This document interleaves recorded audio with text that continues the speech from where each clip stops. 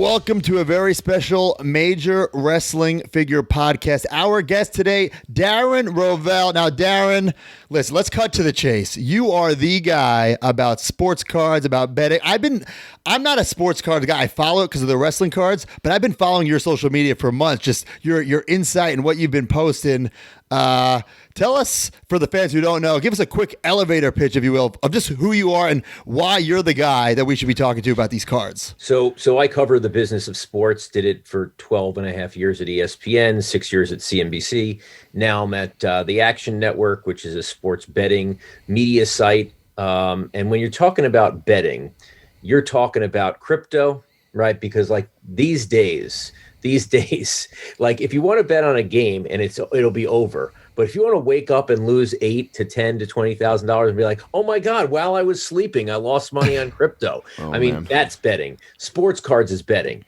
Everything is betting today. And I think some of it has to do with the fact that, and that's why I cover it. I've collected memorabilia for the bulk of my life. But what's amazing is in COVID, there's just some part of the human condition that in order to replace our normal human interaction, we have now replaced it with having this dopamine that we need to fire into our brains like crazy. And we are satisfied by winning an eBay auction. Oh, yeah. Doing crypto and waking up. And that's morning coffee, right? Like we need to be juiced. We have never had as humans, I think this is the craziest time for us, because if I would have told you a year ago, Matt, that sports betting would be the calmest thing going, you'd be like, no way. I'm like, yeah, no. So we have the Major Wrestling Figure podcast. We started it about 2 years ago. And we're not in the wrestling figure business. We're in the nostalgia business, right? People, we say scratch that figure itch. They want to get that figure that they never had, maybe the one they did have, recreate childhood moments. And we were afraid when this pandemic hit, like, oh my God, like who's going to be buying this stuff? Our podcast is over. Nobody's going to buy anything. We're done. Right. Who's going to buy our merch, And it was the complete opposite. It spiked like we couldn't believe, and that happened in the sports card world as well. Yes, yes. It's crazy. I think what's interesting is that there were a lot of people. I'm 42, and there were a lot of people from 1985 to 1988. If you were a kid, a boy, ages 6 to 10, 100% into wrestling. Right. There was not a person who was not into wrestling. And I think, for me, it was like, okay, around maybe when I was 12 or 13, I left. Some of that followed Hulk Hogan, by the way, like just kind of the arc of his career. 100%. Yeah. And I have not gotten back to it until the last 3 or 4 months. So we are in a place where the times are not great, right? We're not going out again. I said there's no human interaction, or it's difficult. And so how do you hearken back to joy? It's you go back to when things were amazing and innocent, and you can see that in a toy or a figure. And so what's happened is there's been a lot of new things that have come about where like sealed toys. So some people have kept the wrestlers, the rubber LGN wrestlers from years ago, and they've kept them. They can't get rid of them, and they feel like a hoarder, but they just look at them and it just gets back to the old times. But in the past 6 months, there's been a real rhythm on sealed, to collect the sealed figures. And this has mirrored everything. So like a sealed iPhone 1 now goes for $18,000. I can't believe that. Yeah, a seal. I have sealed music. I play the memorabilia game. Like once there's news that comes out that Marvin Gaye's What's Going On is the best album of the last 50 years, I go buy a sealed 8-track. Yeah. Right. 5 years ago, I could have gotten one for $300. Now people understand the value of sealed, and it cost me $1,750. So like, it's amazing. So I had to get into sealed the LJN wrestlers, the original ones. And what I found was just absolutely fascinating. Now, I'm going to say something. You tell me if you agree or disagree. I think the value is high for a couple of reasons. One, at the time, we didn't see these as collectibles. So people were opening them and playing with them, as opposed to you look at like the 98, 99 figures. They're dirt cheap because they were overproduced and people bought them, kept them in the box, thinking they'd be worth money. Jax Right. stuff is pointless. Right. The Jax figures, Yes. people kept them in, which is the same thing as the 80s starting lineup. 100%. Yes. You understood that it was okay to look it was in the collectible in a box. So absolutely, no one for Christmas or Hanukkah or whatever holiday you're celebrating got a toy and then didn't open it. Totally. The only people who didn't open it are, and by the way, if you were a retailer for 25 bucks, you're not keeping them either. I mean, money's money in 1985, 86, there'd be no reason to keep these. Same thing with the video game world. I'm into video games now. Sealed video games are going insane, especially Mike Tyson's Punch-Out! And Super Mario. So like my sealed video game was the unlicensed pro wrestling game. Whoa. So and they put it in a beautiful package, and if it's sealed, it goes crazy. So sealed's very important, and you're right. I love to collect real scarcity, not false scarcity. We're living in this collectibles world where people are like, "Oh, it's the one of one Luka Doncic." I'm like, "Yeah, but you made it one of one." Like I want to look at a Hulk Hogan figure and be like, "Okay, I couldn't believe when I said, all right, I'm going to get these sealed figures. I couldn't believe what I found." Yeah. It's a crazy game, especially because those figures are so heavy. Yeah, I was going to say, so to find look past that, the weight of these, it's hard to keep. Well, let me tell you what I found out. Yeah, I want to know what you found out. Okay, so I found out that, and I'll hold one up in case you're using video. I don't know if you're doing. Oh video. yeah, we are, of course. Okay, so baby, unpunched. Holy First smokes. of all, the yellow, the bubble yellows. Yes. So the plastic yellows. So it's hard to get one where you can really see the figure. Second of all, the backs have not held up well. The corners are bad. Right. There's some sort of tendency to like mold in some way. Like I'm not saying it was where it was stored. I'm saying that there's usually some dots around here. So to get a perfect untouched bubble, and you're right, the weight certainly has an impact on it. And then the fact that the glue was not meant to hold up for 35 Sure. years. No, not at all. So, I mean, come on. It was meant to hold up for being in the store for 6 months. So I got a question. Are those price tags on that? So that's what I love. Unfortunately, How is it unpunched with price tags? That's my question. It's unpunched. It wasn't hung up. So unfortunately, this one had the price tag ripped off, but it does say Kmart. So it was taken from Kmart. And by the way, the ones that I wanted to collect are kind of basically the original guys set. of Now, Sheik and Snuka and Giant. Darren, I don't know if you know that. If you know this, do you know that the original release of those come with little stands?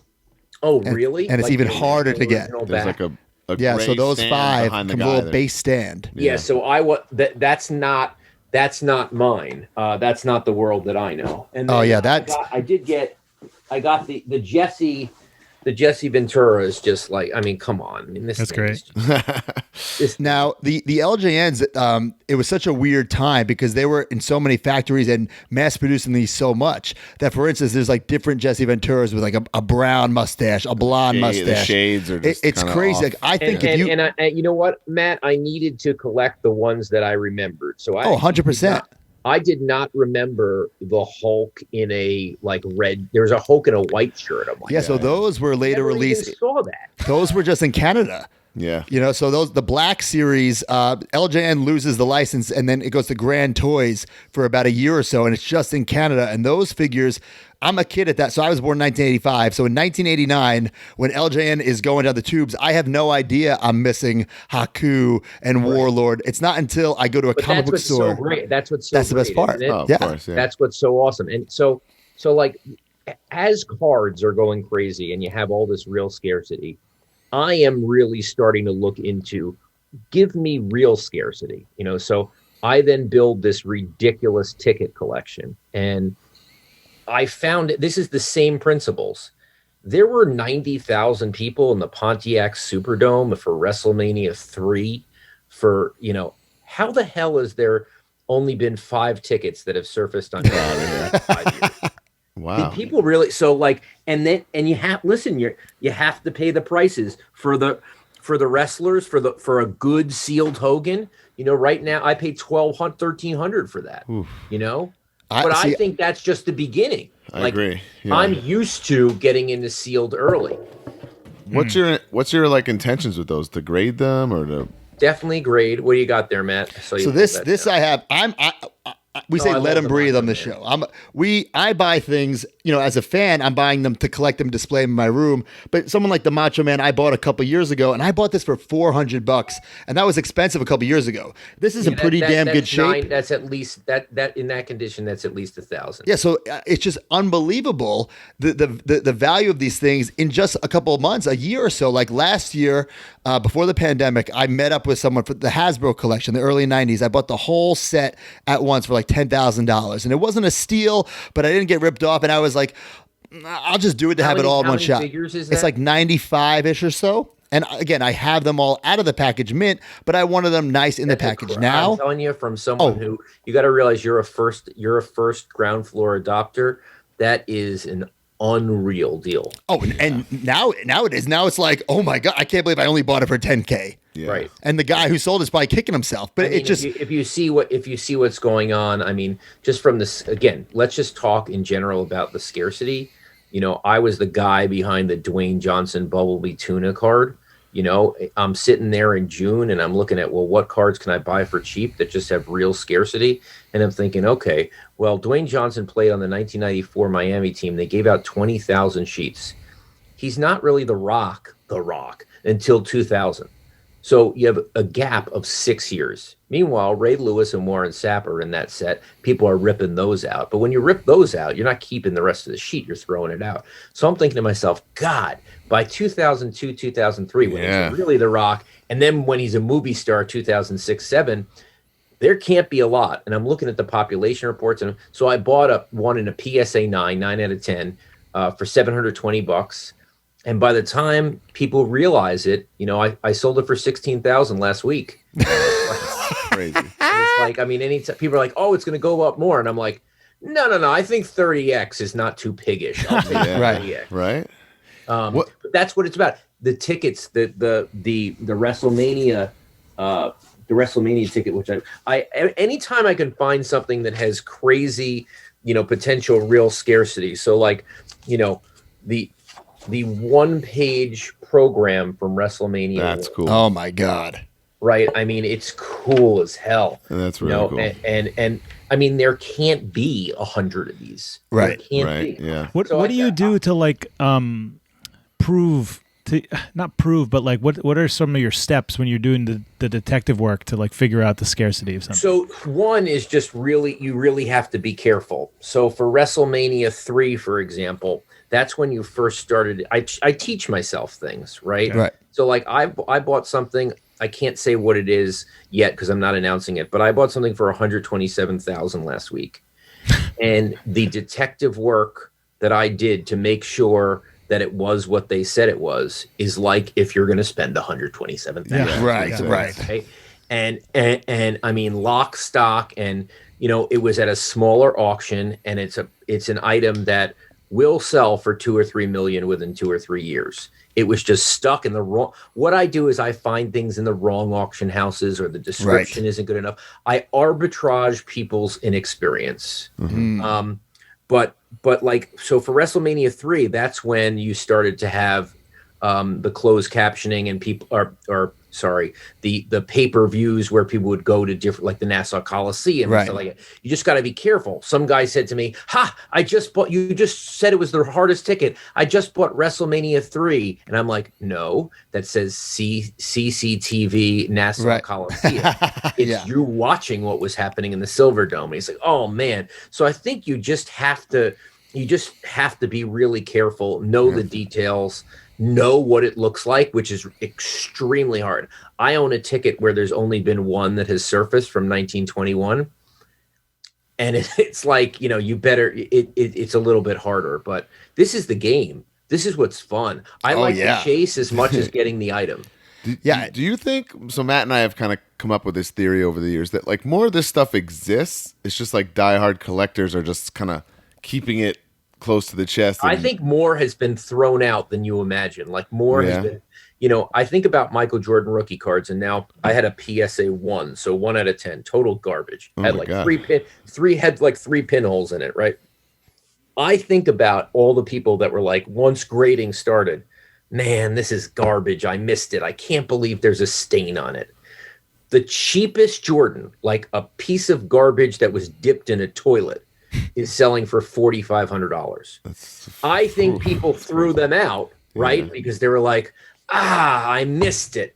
But if they waited around till 2021, it's worth $5,000, but you would have never known that. I think people have a collectible and they give up, right? They give up and they don't realize. So I think a lot is thrown out. Tickets are just so damn fascinating. You got to remember, an event becomes more important over time. We only know that WrestleMania was so special, that WrestleMania 3, after the first 20 happened, and you're like, oh my God, that was the moment, right? But you talk about the tickets. Oh, sorry, go ahead. No, so I'm just going to give you an example. It's a little bit morbid, but this is real. This gives you the example of when people realize. So JFK, the dinner that JFK was supposed to be at the night he got shot, there's hundreds of tickets from that dinner, but there's very few from the breakfast in Fort Worth that day. Why? Because people threw them out immediately, right? Because it wasn't important. That's a day, or that's actually 10 hours. So, and then there's other things that people do. So like, let me give you a great example on tickets. And I don't mean to steer this to tickets, but I think it just drives. Oh no, we love all this. This is great. Drives the point home of scarcity. So the Michael Jordan shrug game, right? When he goes, when he does his shrug. Okay. So the back of the ticket has, if the Bulls score more than 100 points, you get a free pizza at Pizza Hut. They scored like 122. Okay. It says if the Bulls hold the opposing team to under 100, they held the Trailblazers to 89, you get a free lottery ticket. Do you know how many people gave up their tickets for a pizza? Or that ticket now trades for $600 to $800, but there were buckets of that. Yeah. At the 7-Eleven where you could get the lottery ticket or the Pizza Hut. So those things. I mean, there's just different things that make something so scarce. The Rudy game, like I bought the Rudy game ticket for $1,600, and I'm like, God, this is crazy. But you know what? No one even knew the story until the movie came out. Yeah. So that's a 20-year gap. So these are all the scarcity things that you have to consider as a collector. And I think I think the rubber wrestlers in good condition out of sealed gives it a market, right? There's some liquidity, but then if you want to get the top of the top, the great sealed ones, I think those are going to fly. And I still think it's early days. Yeah, and that's the scary part is that I believe it is the early days, but that jump from we call it loose set that's mint to them in the package, it's really like night and day. And some of those are damn near impossible to find, especially some of those later black card ones or the ones we were talking about earlier with the stands. So it gets really, really complicated. Like I bought a Vince McMahon and I was like, I have never seen Vince McMahon. Like that seemed to be a Canadian only again, right? Name spelled wrong, yeah. So the Vince, I believe, was the United States also, because then there's the foreign cards, which it gets really complicated with like the French wording and and then if you open but they spelled McMahon. They spelled Vince McMahon on the bottom, but then they had it said trademark Vince McMann, and I'm like, what? Yeah, I know. Yeah, it's very strange. So even those posters that come in those LJNs, like the posters for the final black card series, just a poster out of the package, they're going for over $1,000 for some like a Macho Man or a Jake the Snake are like almost impossible to get for a poster. Sure. Not even the figure, the poster. So I think it's only going to get worse, which is great for us because we love this stuff. No, it's amazing. And I think the grading companies help it too. The fact that, what is it? The guys is it AFA? AFA. Yeah. I mean, those guys are the WADA guys for video games, like, to have a stand that you could stand up nicely and it makes it a piece of art. just when it jogs people's nostalgia and you're like, oh my God. And I tell people, you should be different. So like the 82 so the Wrestling All-Stars set, right? The 82, that moved too fast on me, right? So I wanted to get in and I was like, God, I'm too late. So I'm like, well, what is my solution? What can I do? So I decided that I had to get the first VHS of his highlights sealed. Oh, yeah. Look at that. Man. So, completely sealed, his first AWA highlights. Oh, wow. And that's like, again, not rated, 30 minutes, the American Wrestling Association. Look at Andre on the back. Wow. That's incredible. I mean, Andre, by the way, his signature is ridiculous. How hard? I mean, I was going to say, you're paying 13 to 1,800 for just a standard Andre the Giant. Andre Rusimov is like 3,800. Like it's amazing. There's so little out there. And again, people, I made this play because everything I do is like, I love it, but it's also strategic. And by the way, if you do get a 99 figure, and I don't know if you can, so I got a Rocky Maivia, but I have the Rock sign it. So the Rock has signed the package under. Oh, here. wow. So at least, you got to get something completely special. I'm trying to find the, I did take out my WrestleMania. Don't lose that one, Darren. My WrestleMania 3 ticket. But so yeah, you mentioned the autographs. What does that do to something like if you have, for example, Brian behind you has those Hasbro figures all signed? Like, does that not? It doesn't hurt. Signing the value, is a weird. Signing is a weird thing, right? Yeah. Like in cards, sometimes it devalues it. Oh yeah. People have to make their own decisions. I think it depends. Like, I think it depends on whether it's rare or not. Like, as you said, I wanted to get the 99 Rock or the 2000 Rock, the Rocky Maivia, but I knew that it was garbage because so many people have them unless I had a differentiator, which is signing it. Right. Got it. So it seems like the market wants to charge you more for signing. For me, I'd rather have what I had that I opened. I didn't have a signed one. Is the caveat deceased people? Because that throws a monkey wrench in the whole thing, right? That could be. I think it just depends on. Listen, if you have things that are perfectly sealed, I think there's so little anyway. Yeah. That if you're looking to sell it, I think you'll find someone who will. I mean, I think that the people who invested early on, just like you guys, like you have to hold on now. You have to hold on because I think some of the video game guys, they were like, oh my God, I'm 10Xing my early investment. And it's like, well, you guys decide, like, so the first, I don't know if this is the same thing. It sounds like it is because the early video game guys were like, this one is this version and there's only one version of this. And I'm like, yeah, but Ice Climber, that game sucked. Right. Like no wonder there's none of them. It failed. It was dead on arrival. Right. Like that game sucked. And the guy's like, I know, but there's fewer of them. So like I make fun of a first generation video game person. I'm like, I got 10 games. They're the games we all played. I'm not dumb. They're the games. But the first generation is like, oh, and this is a Rev this with this color back and the blue dots. Like, I think you guys are a little bit like that, right? Because when you were going into the shirt variations, right? Oh, yeah. But I also think that the demand is greater than the rarity. Something could be one of one, right? But if nobody wants it, then it's valueless. So like, for instance, like the prototypes of like these LJNs, like I have some LJN hand painted resin prototypes. I saw one of those on eBay. So I have a couple of them and like the prices of those, trust me, I've spent a lot of money on some of those, but like now Mattel makes the figures, right? So if you find a Mattel hand painted prototype, it's like nobody cares. So maybe it sells for like $50. This is a crazy story. Last year, I had LJN, the company that we were talking about. They made in-house, I don't know why, and I don't condone this, but a few naked Miss Elizabeths. There's still one on eBay. Okay, naked. Like I'm talking pretty graphic pictures. like pubic hair, nipples. After like she died.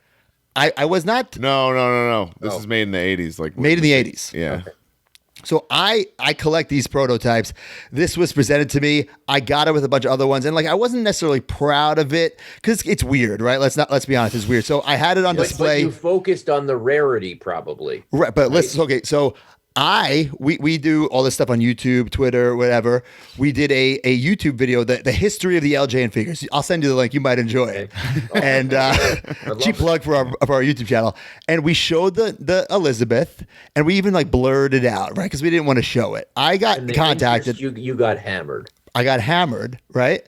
And I bought it for maybe. I'm not going to say what I bought it for, but I did not. I ended up selling for $45,000.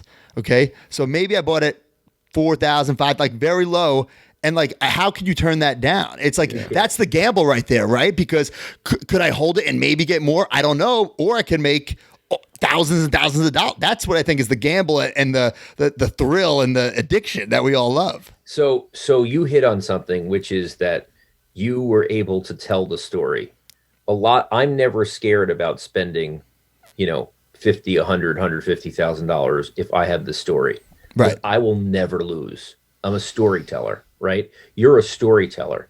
Half that person bought that because you were able to tell the story and made them feel good about it. I'll tell you quickly about my check collection, which is really weird. Very weird, dude. Okay?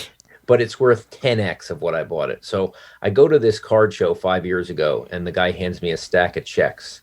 And I'm like, how much are they? And he goes, it's $50 each. And I'm thinking to myself, well, why would they be the same? Like one could be like the Pete Rose investigation, and one could be for a Hertz rent-a-car. Why would they be the same? And I realized that the only reason that people collect checks is because they feel a little bit better about the authenticity of the signature. That's all. Right. They don't care about the story. And I go, well, if I collect checks that have stories, right? Exactly what you're doing, what you did with the Miss Elizabeth. You have a captive audience who is interested in this stuff. Guy probably didn't know and was like, wow, this is rare and this is crazy. And as a kid, I love Miss Elizabeth and whatever. So I have a check collection that's unrivaled because I can tell these stories and I love the story. So I have Babe Ruth paying for the equivalent of $15,000 worth of alcohol. That's I have JFK paying for his Washington Post subscription 3 months before he became president. Wow. I have Joe Montana paying for his freshman year apartment at Notre Dame. I have Amelia Earhart paying for nose surgery. So like it's not only getting like who you like, but it's also like I have Larry David committing a federal crime. Basically.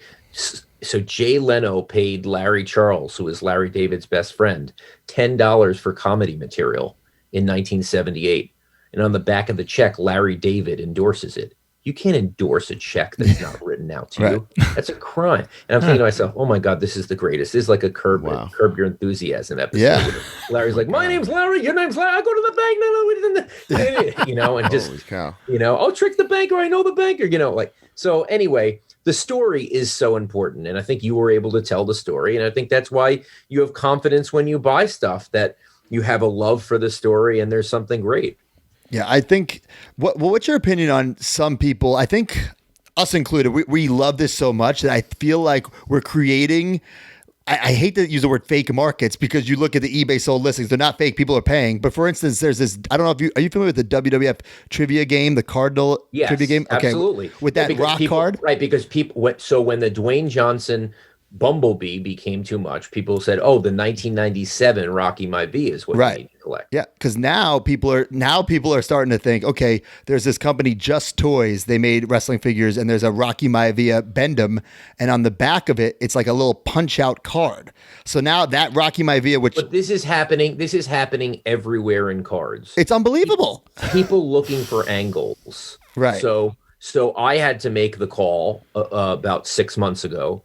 I needed a Tiger Woods, and I'm thinking to myself, okay, what is the real rookie? Is it the 96 Sports Illustrated for Kids card, or is it the 2001 Upper Deck card? Now, normally the rule is pack pulled. It has to be pack pulled to be a rookie. But now you have a situation. Now you have a situation where Tiger Woods' 2001 card, to me, can't be a rookie. He was 5 years into the tour and won 5 majors. How could that be a rookie? And then you have the fact that Dwayne Johnson, the fact that was perforated. Perforated used to be like, oh, that's not a card. Right. That wasn't meant to really be a card. It was meant to be a sheet. The fact that Dwayne Johnson becomes a card, the Bumblebee Tuna, then gives rise to, okay, this Tiger card could be legit. So people are looking for any angles. This is not just and I would just say, because listen, people are looking to attack me, even though I'm trying to help them with memorabilia.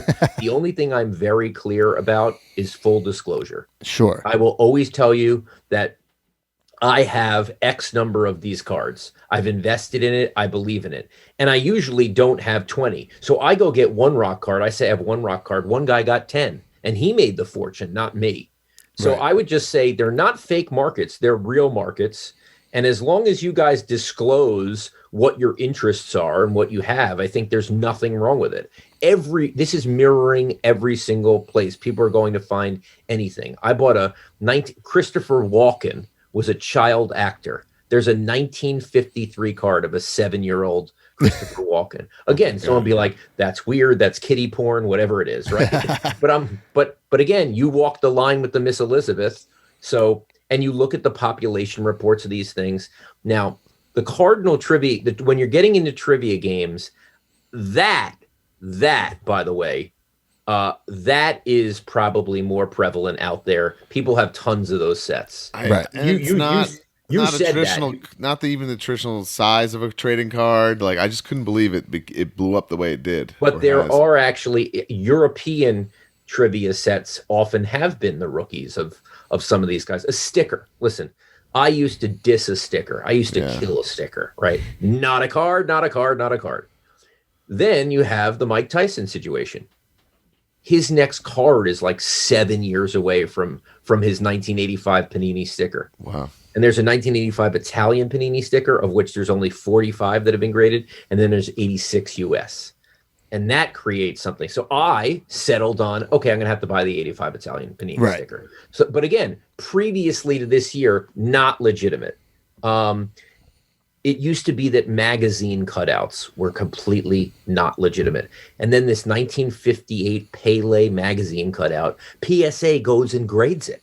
And by the virtue of them grading it, they just made it a card. And then it sells for like $100,000. So there's a lot of things going on right now, and people are just looking for angles. And you don't see this fading anytime soon, and just on the up and up and up? I do not think overall there is a bubble. I think certain pockets are bubbles. And the ones that seem like they're bubbles are. There are 16,000 Zion Williamson PSA 10 base cards from his rookie year. PSA 10, 16,000. That's a bubble. Yeah. Okay. Those are garbage. You know, I think we're going to look back on this, and this is going to become the junk slab era. So junk wax was the early 90s. This is junk slab. Because people are just People getting put a anything piece of slab. junk in a slab, right? And they got infatuated with stacking slabs up. It used to be like you showed your cars. Now you stack the slabs and look how much of a badass I am. I'm guilty in this pandemic. I had 0 of these a year ago. 0. Now I have this whole stack here, this whole tower. Exactly. So I have hundreds and hundreds of dollars into PSA, which I have no clue when I'm going to see those cards again. Right, but what's funny is like people are stacking like 15 or 20 or 30 Ja Morants, and I'm thinking, you idiot! Like you're saying like I have all these, and to me, someone who's in the marketplace, I'm like, I don't want these now. If one guy has 25, why would I want those? Yeah. And I'm sure you get this question asked probably every single day, like, how much is this worth? How much is this worth? Yes. What's so crazy?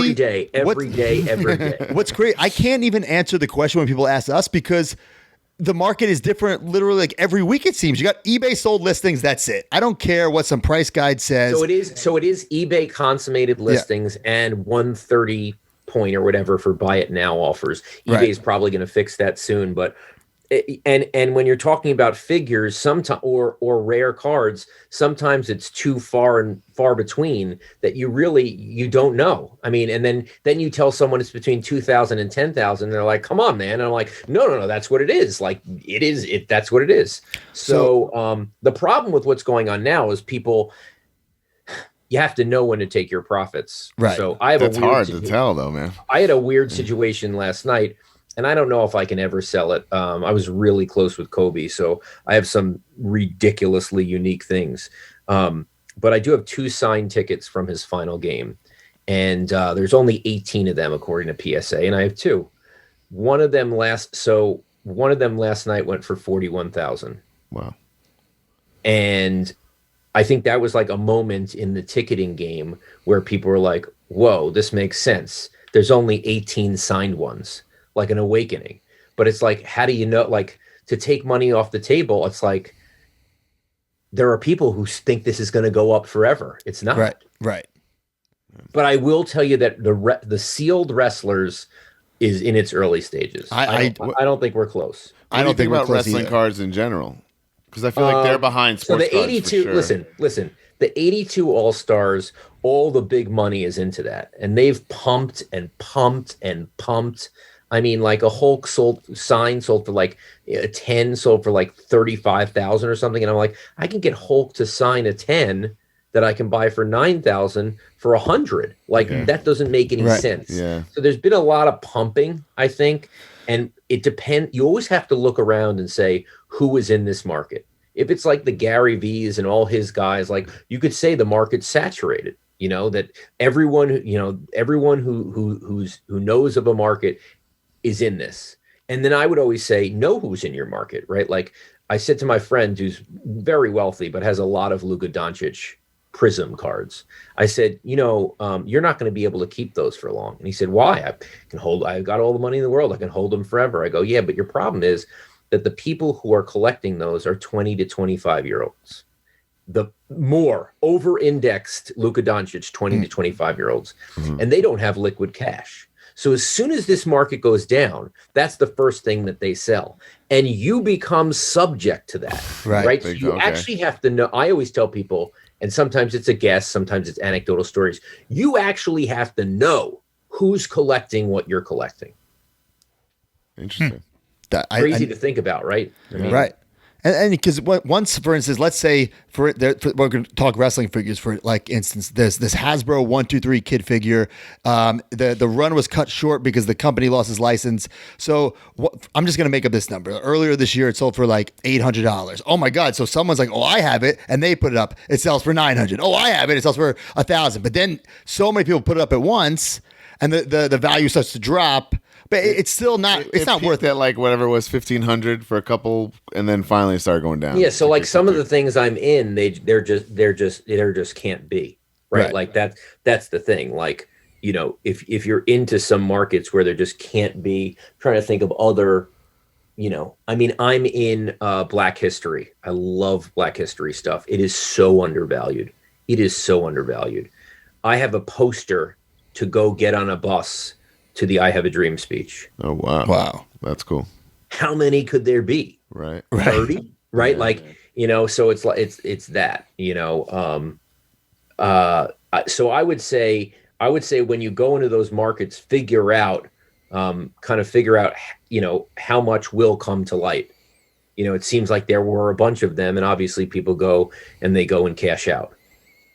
Yeah, I think we're just living, especially for the wrestling. I think the wrestling fans are just behind, and like in a couple of years, the figures, the cards, I don't think they'll ever be as hot as basketball and baseball. But it's just in the past year alone, but they don't value need to be, right? There's literally like does AFA have population reports? I don't even know.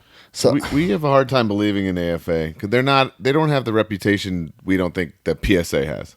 No, of course not. So no, of course not. But what I'm saying is, so WADA, the video game guys, They don't have population reports, but I said my goal is to get the best NBA Jam in the world. I need it sealed. I need the best NBA Jam in the world. Why? Because that's the iconic game of my generation. For sure. Plus, Costco's coming out with these small arcades. The new kids are going to want it. So Totally. I got a 9.8 out of 10, which is basically there are no 10s. And my seal was an A++, which is like basically like sucked to the, like as good as it could be. Oh yeah. And so that, I mean, that is something that when I said to them, I said, how many sealed NBA jams could there be? Just tell me off the record. I'm not going to say anything, although now I'm going to say it. Right. and they were like, there's probably 20 total. Right. And it's like, That's crazy. so on the sealed wrestlers, on the Hulks, like there might be 250 total Hulk seals. So that's why it doesn't even matter. I mean, like, you know, I just think it's just the total nostalgia play. And I think that it's taking people longer because first they went to cards and I think they were around cards for longer. But when they see people who have wrestling figures in their man cave, I think it's an automatic, oh my God, this just triggers something, especially because the majority of people, it was such a short period in their life, like 85 to 88, 90. I mean, I think my whole group shifted into cards. And then by 92, we were out of cards. Yeah. Right. Because it was junk. So I think there's a lot of upside in wrestling. It's a wild time because we started this podcast like 2.5 years ago, and we started because I we were couldn't passionate. believe there was a podcast just on this. I think it's amazing. Yeah. So like it's like a special like niche of a niche of a niche. Like you need to. I love it. I love it. But we've seen the growth in the past, 2.5 years, like where figures were valued at then to now, and the past 6 months has been absolutely mind-boggling, and that's why I'm so fascinated to see what the cards are doing. Or you talk about the iPhone. The iPhone is mind-boggling to me. Wrestling cards, the first 2 years of this podcast, we barely mentioned them. Maybe they'd come. But now we can't get to an episode without talking about it. You know what I'd also say that's great about the figures is that there's a natural seal, and it's very hard to fake that. So like I submitted a video game to WADA, and they said, nope, that's not the original H-seam seal. That was wrapped at a factory or wrapped at a store. They rejected it. There's not really anyone who's really good at all disciplines of sealing. And I think, I have sealed music, and there's not someone who could evaluate whether the seal is great on those. I think that gives wrestling an advantage, right? Like you can't, what are you gonna blow plastic around the guy? Right. What are you gonna do? Like, I'm sure someone would try to fake it, but like it's attached to the cardboard. Like this is the best thing going in that the seal is natural. For the wrestling figures, I know a lot of people probably ask you this kind of stuff. If it hasn't really hit yet, what are some of like if you're trying to predict, you think like the people that people have like more of a better memory for, the Hulk Hogan's and things like that, or the superstars, or I honestly think it's the first series, and second series of a specific line. The ones that when initially, when the ring came out to, so 85, 86, 87, I think those are the ones, the Mr. Fuji's, Mean Gene Okerlund, Sheik, Giant, Hogan, Snuka, those. I think once you're into like the superstars, which I think is like the other super. So there's a change in packaging, right? That goes to black in like 89. Right. Those are the hard ones to get. But what's interesting is I was out by then. Right. So I had so again, the first generation of this is guys like you who geek out about. You are blowing my mind right now because I know what you're about to say, and you're absolutely right. You have no connection to Haku. See, I've done this now in video games. Right. Yeah. So the first generation geeks out about certain scarcity. The second generation says, I just care about what I played. Right. And sometimes there's a miss, and that's what I'm going for. I'm going for, the first generation didn't pay attention to this, right? So like I cleaned up. I was able to buy NBA Jams, best sealed in the world, for $2,500, while the first generation was buying Ice Climber and games that no one played for $25,000. I was able to get in there and say, if nostalgia's the play, I'm going to buy the 10 games that I played that was the most mass played, and I'm going to try to get in there. So I said, right now, I'm taking one thing I learned, by the way, that I think people should, if they're going to collect in nostalgia, you buy everything in one day. Explain this. I got to hear this. If you're going to invest, you're going to want to talk. It's human nature to talk. Right. And it's not fruitful to talk. Right. No, absolutely. So I invest, I'm like, and I know not everyone can do this, but I'm like, listen, I'm going to invest $20K into video games, and I'm going to do it all in one day. Oh my God. I'm going to try to sweep up everything that I would sweep up, and then I'm going to shut it down. I'm going to get the best stuff, and then I'm going to basically, I'll talk about it, and I'm fine, because I blab my mouth, and sure, and, you can't share your secrets, right? So I like the idea of getting it out of the way. You're going to be paying in the same market. You're not going to get caught with, because you talked, it's going to go more crazy, especially you guys.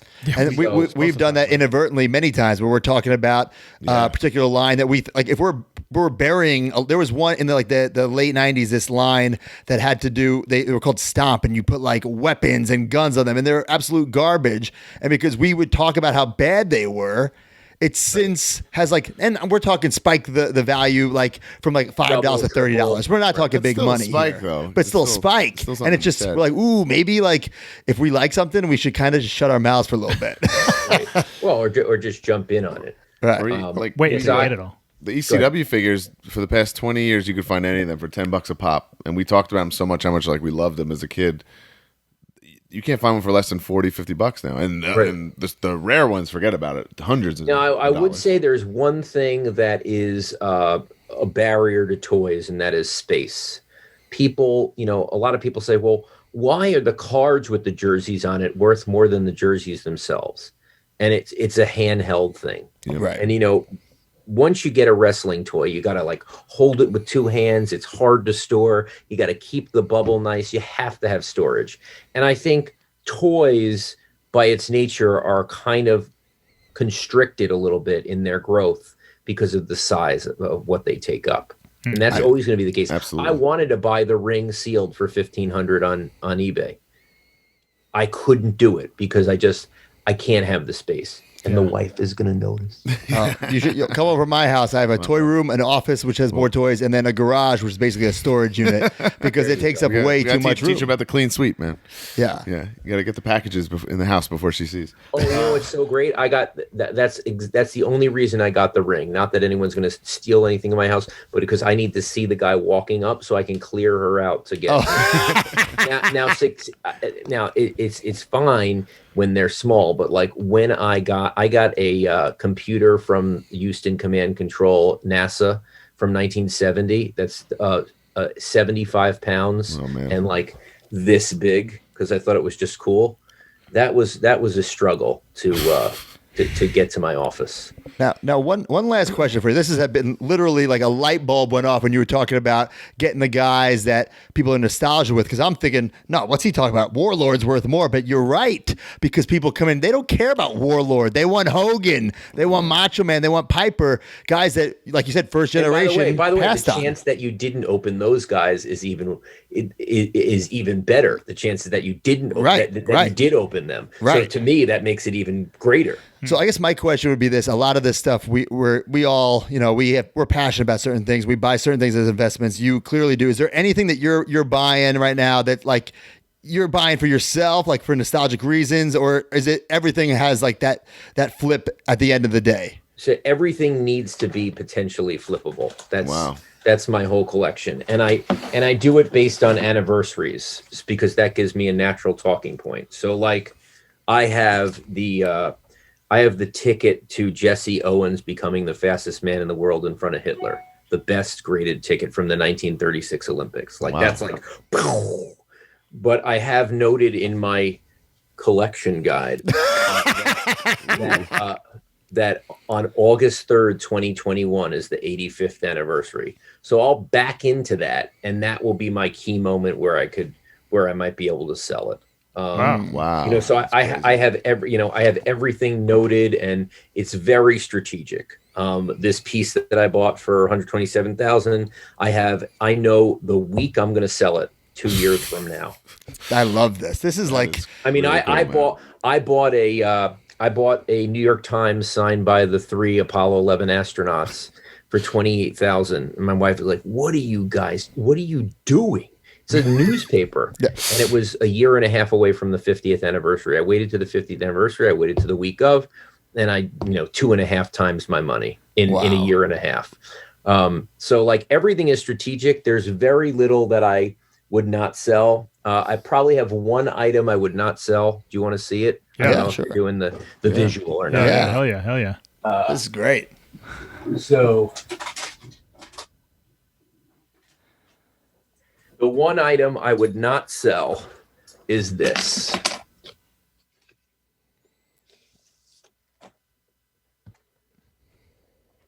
So That's this crazy. is the credential that was around Kobe's neck at the 2008 Olympics. Oh my God. Never sell. I can't That's ever. I would really never cool. be able to sell this. Yeah, that's priceless. Wow. And I got the little string, lanyard, and I got yeah. the envelope that he originally got it in. So Holy cow. crazy piece. Did he give that to you? Yeah, I got this. Yeah. Okay.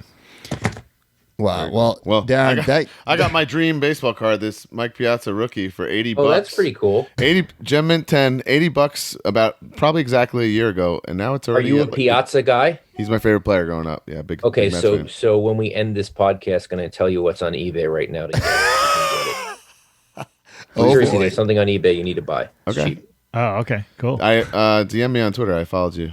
But yeah, Gem Mint 10 Piazza Bowman 92 rookie is a dream card of mine as a kid. I got it for 80 bucks, and in this year, I checked a couple days ago. It's going for like 400, 500 bucks. Mike already. Piazza is probably one of the best stories of all time. He rules, I mean, yeah. drafted 62nd just out of round. the favorite of Tommy Lasorda. Yeah. Like he was not that good, and he became a Hall of Famer and one of the greatest catchers of all time. Totally. And What a we story. we failed to mention this whole time that you're a fellow Long Islander, correct? Oh, that's right. I am. I'm Roslyn High School. Yeah, I'm Glenn Cove and Matt's Merrick. Merrick. Nice. Yeah. And I also see you have a nice I sneaker. didn't really- You have a nice sneaker Yeah. collection back there, Darren. Let's not pretend you don't collect something. Yeah, there's some sneakers over here. Oh man.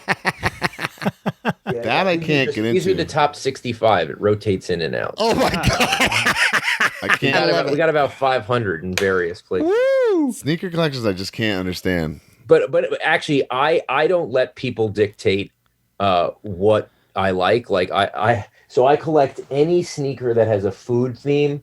So I have the New Balance Jolly Ranchers, the Whataburgers, the In-N-Outs, the Heinekens, the Dunkin' Donuts, so like I determine my own. I'm not Yes. just like I'm not a follower. And I like that because I think that, yeah. we should all make our own rules for collecting and what we Agreed, collect. And agreed. there is no these are the rules and this is how you have to do it. By the Everyone's way, Matt, listen, when you start following people, that's when you get in trouble. When you start Right. trailing people, that's when in this market, you're going to get in trouble because you're just trying to catch up with them. Right. Come up with your own philosophies, your own reasons why. I love that. What a lesson learned here. Yeah, man. Yeah. Hell yeah.